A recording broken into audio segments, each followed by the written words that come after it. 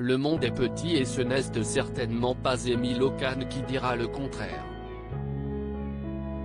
Connue pour avoir tenu le rôle de Sandy Harlin dans la première saison de Melrose Place, série phare des années 1990, l'actrice apparaît désormais sur le devant de la scène pour ses déboires judiciaires.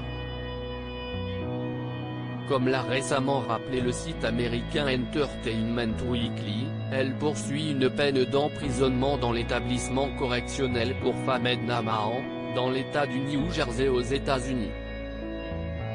Et, comble du hasard, la comédienne partage sa cellule avec une détenue au parcours terrifiant. À savoir, Melanie Maguire. Pour rappel, cette femme a été condamnée à la prison à vie le 19 juillet 2007 pour un crime surnommé le meurtre de la valise par les médias. Si elle martèle toujours son innocence, Melanie Maguire est accusée du meurtre de son mari, Bill Maguire, survenu le 28 avril 2004.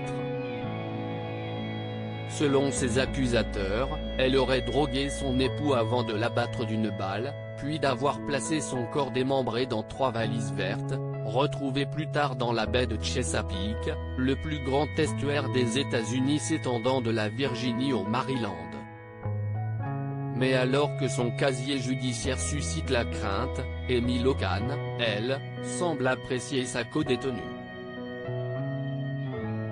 Par le biais de son avocat, Jim Bronco, qui est aussi son compagnon, l'ex-star de Melrose Place a estimé que Melanie Maguire est très gentille et agréable, intelligente et serviable, toujours selon Entertainment Weekly.